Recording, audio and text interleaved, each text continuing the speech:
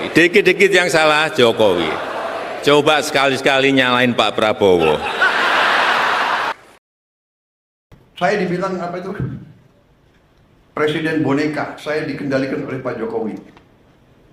Ya. Seolah Pak Jokowi tiap malam telepon saya. Saya katakan itu tidak benar.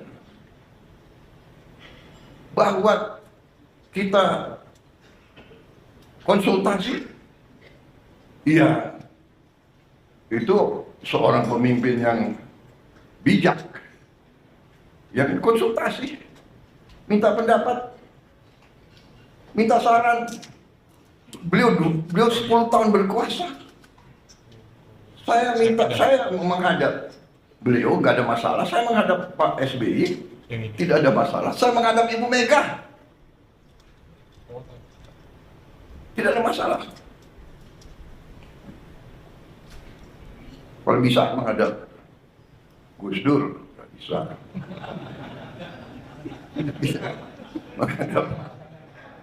menghadap Pak Harto, ya menghadap Bung Karno kalau bisa. Loh, minta pandangan, minta saran. Pak Jokowi berhasil 10 tahun, orang suka tidak suka. Masalah ijazah persoalkan. Nanti ijazah saya ditanya-tanya. Iya kan?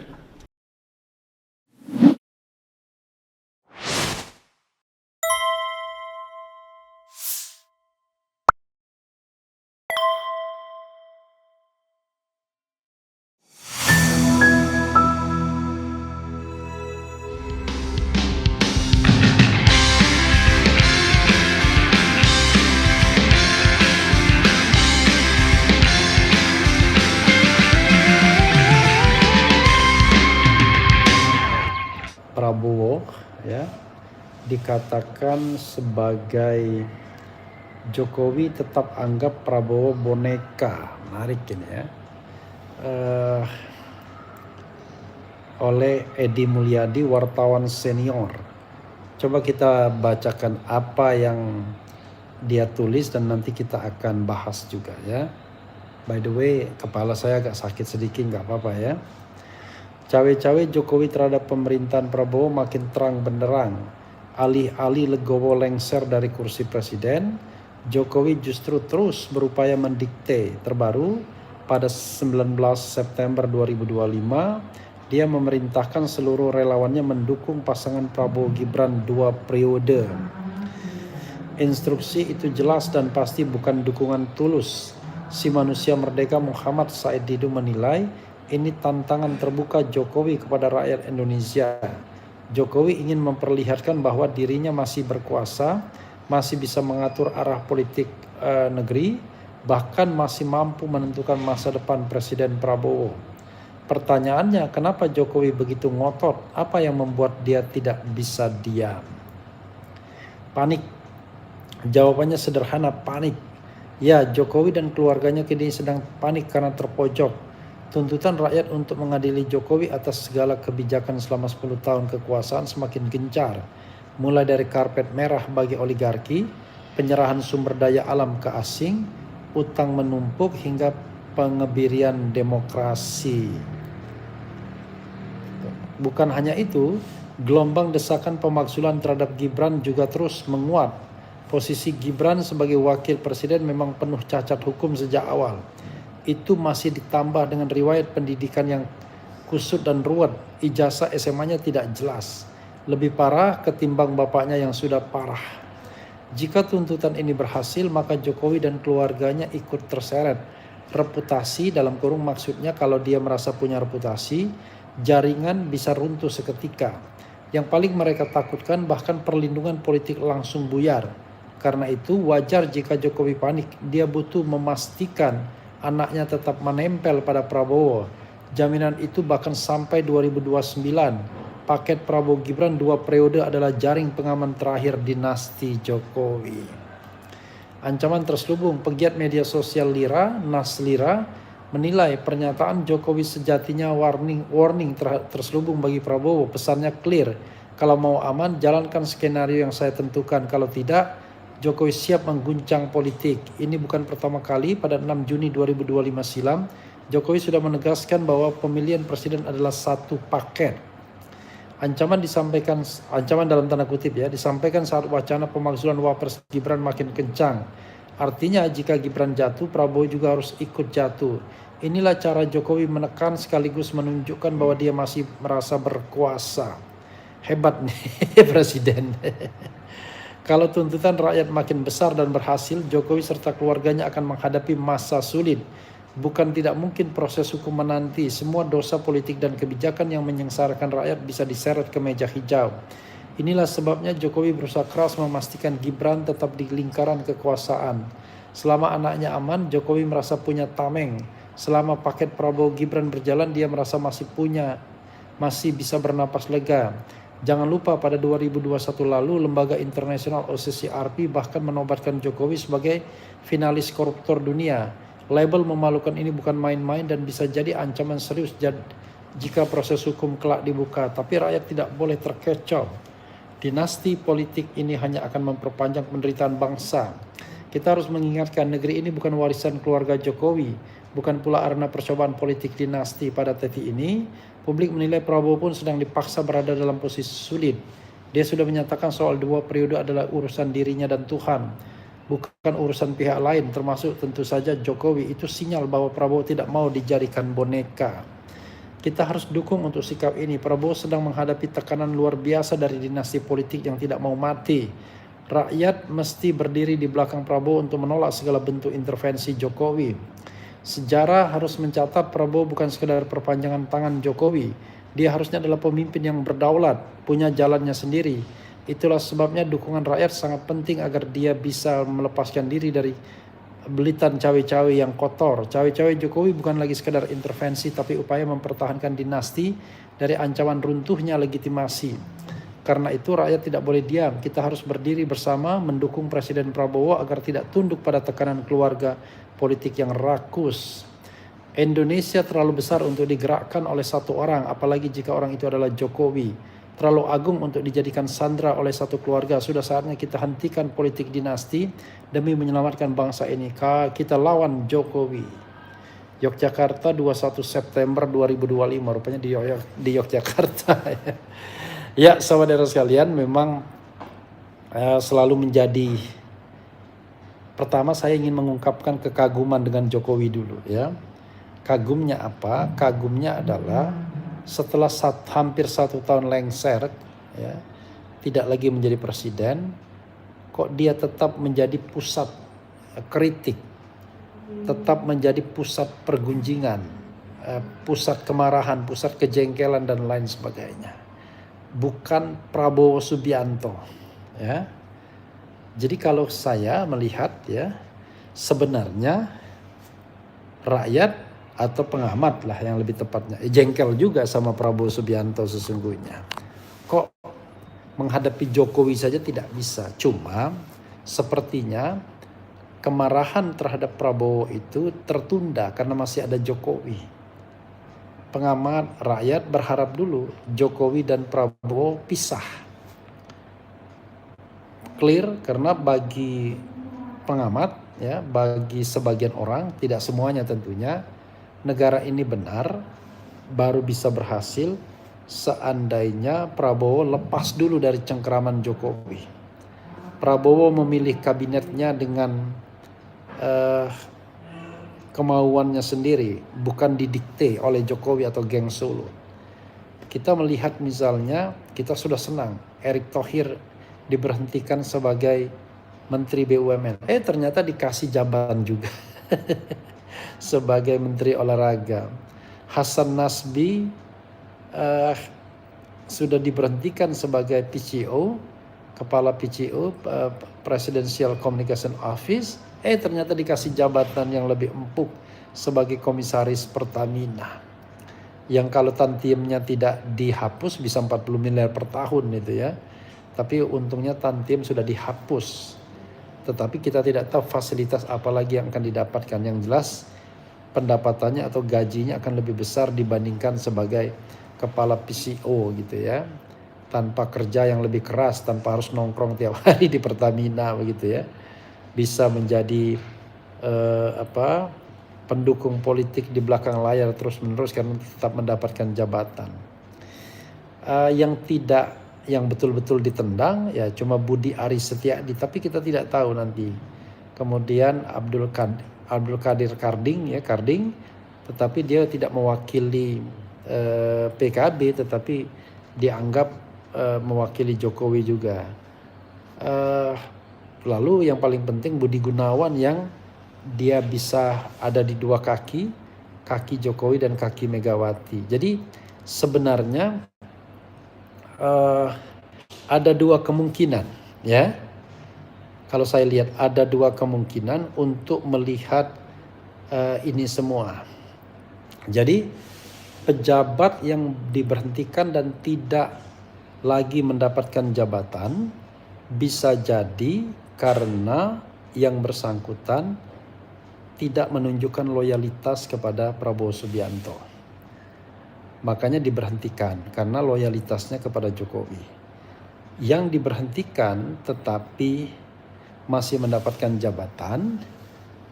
Pertama, Prabowo ingin menghukum yang bersangkutan atau ingin menjauhkan yang bersangkutan dari penguasaan politik dia karena dia membutuhkan penguasaan BUMN misalnya, dia membutuhkan penguasaan PCO misalnya, tetapi orang tersebut sesungguhnya sudah loyal.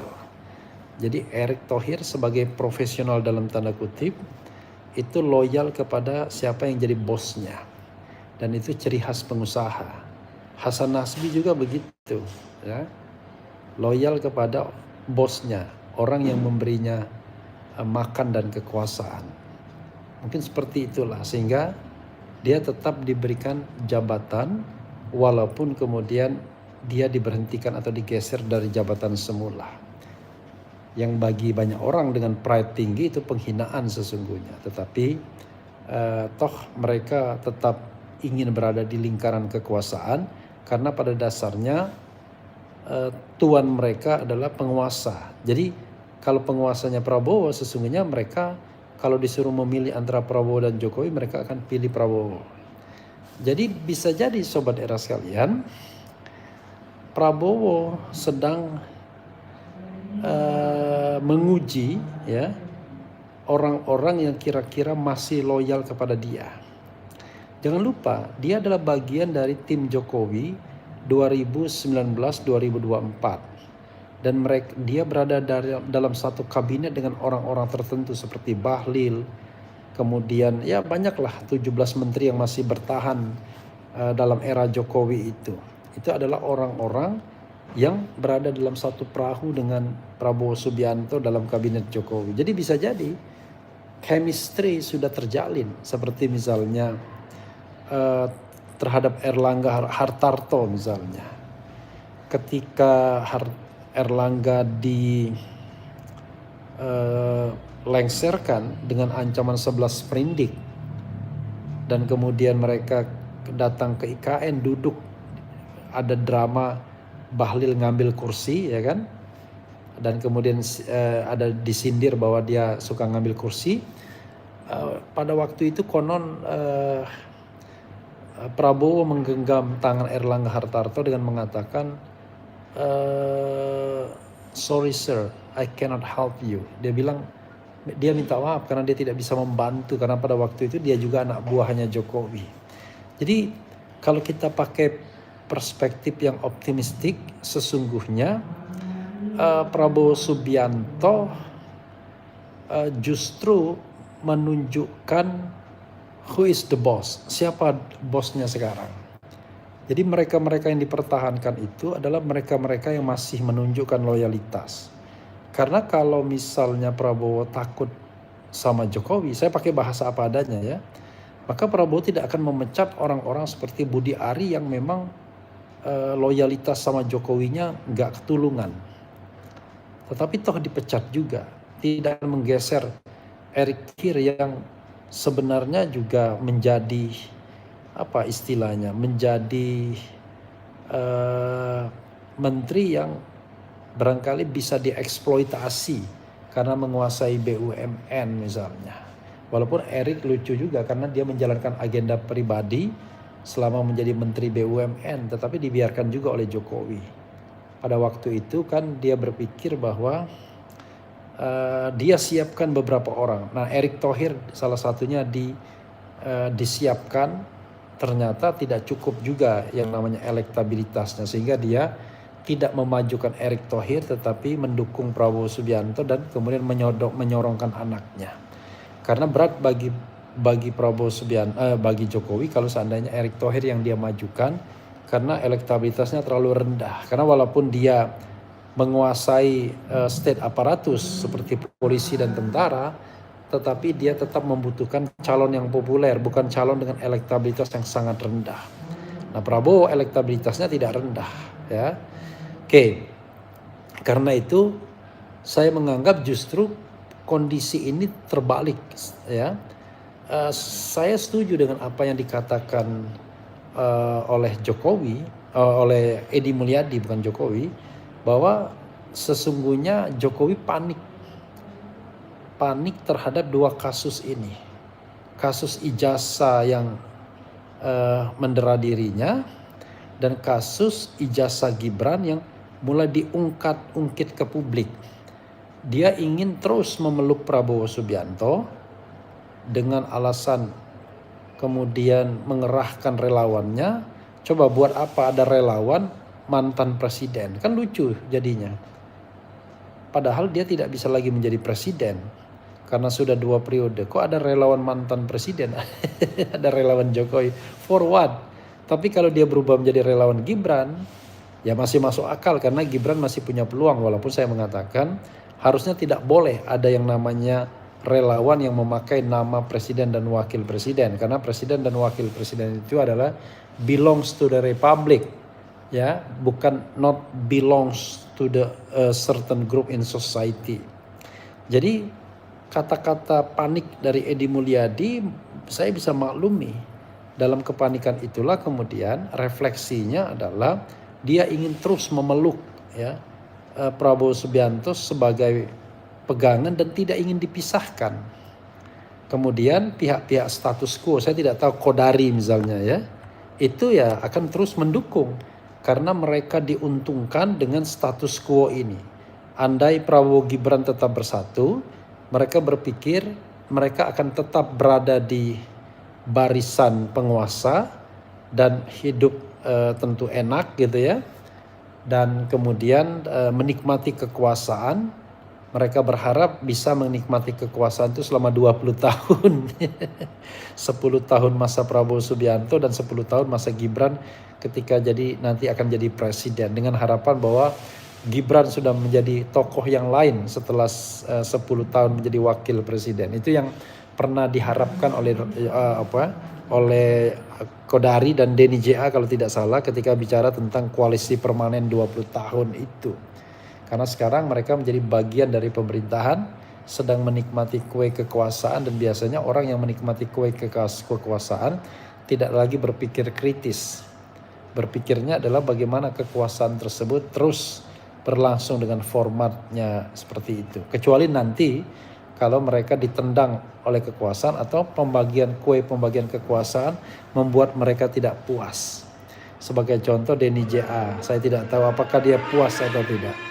Saudara sekalian, menjelang zuhur di sini ya, alhamdulillah walaupun ini rumah sakit rupanya ada masjidnya juga ya, tetapi intinya adalah klaim bahwa Jokowi panik benar juga, karena hampir pasti kalau pakai pendapat Roy Suryo, ijazah Jokowi baik Jokowi maupun Gibran bermasalah. Dan kalau Jokowi bermasalah, itu akan memudarkan legitimasi dan networkingnya langsung buyar. Kalau Gibran bermasalah dan kemudian sempat diinvestigasi dan kemudian diangketkan, bisa jadi kemudian ada impeachment atau pemakzulan terhadap Gibran Rakabuming Raka. Sekali lagi, perintah untuk mendukung Prabowo Gibran adalah perintah karena kepanikan di satu sisi, dan hal yang sebenarnya tidak seharusnya dikeluarkan oleh seorang mantan presiden, apalagi itu menyangkut anaknya sendiri. Harusnya dia membiarkan Prabowo dan Gibran bekerja tanpa berpikir bahwa harus didukung sampai 2 periode dan lain sebagainya. Ini bro, baru kerja 1 bulan dan kita belum tahu apakah berhasil atau tidak pemerintahan Prabowo Gibran ini. Biarkan rakyat nanti menilai pada akhir masa pemerintahan Prabowo apakah he is the real president, apakah he is only a puppet. Begitu sobat sekalian ya, mudah-mudahan bermanfaat. Wassalamualaikum warahmatullahi wabarakatuh. Keren cadas.